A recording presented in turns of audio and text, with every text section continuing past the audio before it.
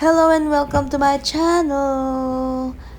This time I'm going to share my experiences in my last climb in Mount Kabunian. But before that, let's have our introduction.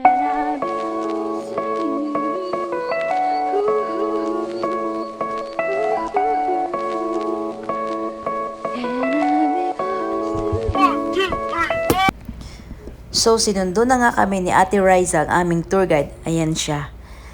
From Poblacion, ang unang dinaanan namin ay ang 600 steps na concrete stairs pababa for about an hour. And then, dumaan kami ng hanging bridge. It was still dark. So, sabi nga ni Ate Riza, dapat mas maaga pa sa 5 a.m. para hindi kami maabutan ng init ng araw sa taas ng bundok.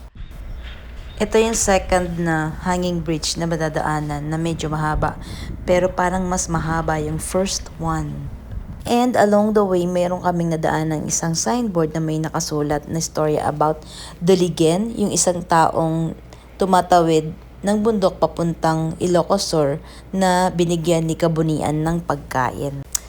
At ito na nga, sumikat na si Haring Araw. Kailangan na naming magmadali para hindi kami maabutan ng sobrang init ng araw. At habang tumataas ang araw, pataas na rin ang pataas ang aming nilalakad. And this is the third hanging bridge na madadaanan.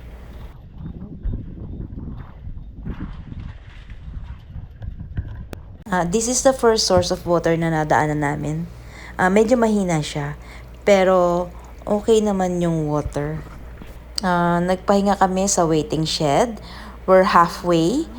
And pinagbangon kami ni Ate Riza ng kanyang masarap na pancake. Well, as you can see, mataas na ang sikat ng araw at 8 o'clock. Siguro it's best if you will wear something to protect yourself from the sun, kung hindi masusunog ang balat mo.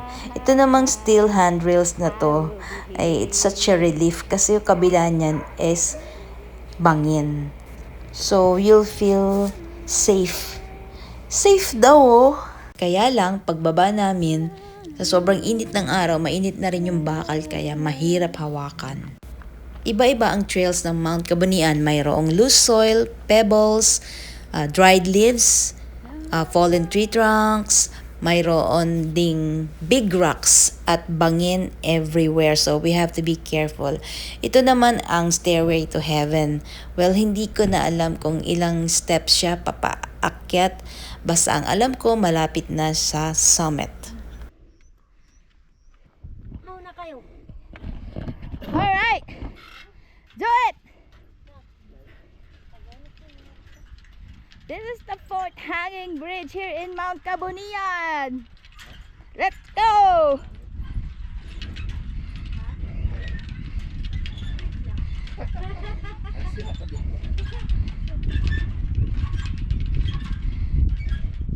Alright! Okay, from this place, I think we're 30 minutes away from the summit. So, sobrang saya! Yes! Welcome to Mount Kabunian Summit, the home of God Kabunian. Nakarating din kami ng summit at 9 a.m. at nagpahinga kami ng konti. Nagmerienda at syempre, picture. Then, after a while, nag-decide na rin kaming bumaba para hindi kami masyadong mainitan along the way. Siyempre, ibang usapan kapag pababa na at since nanginginig na ang mga tuhod namin, we have to be very careful at baka mahulog kami dun sa bangin. Actually, habang nagko-concentrate ako sa pagbaba namin, I keep on praying na sana maging safe kami. At napapaisip din ako kung bakit umakyat ako ng Mount Kabunian when in fact, it's not in my bucket list. Siguro nga totoo yung saying na, the mountains are calling and I must go. Ito nga pala yung first na hanging bridge na dinaanan namin ng maaga pa. Madilim pa kasi kanina kaya hindi ko siya nakuna ng video. Pinakamahaba siya sa lahat ng dinaanan hanging bridge. At ibig sabihin malapit na kami sa Poblacion kapag nakalampas na kami dito. Well, ang ilog nila dito ay tuyo kasi siguro hindi umuulan. Pero medyo mahangin na. It's almost 12 o'clock. Kaya matindi na ang sikat ng araw.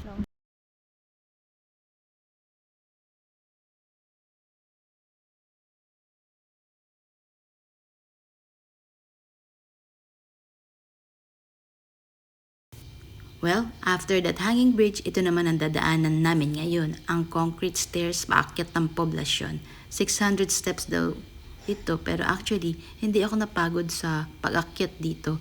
After all the steep slopes na dinaanan namin sa Mount Kabunian, piece of cake na lang to. At kapag narating na ang waiting shed nito, it means nasa poblasyon ka na. And all you have to do is sit and watch God's beautiful creation. I thank Mount Kabunian for letting me climb the summit and for the wonderful time we had. Thank you for watching.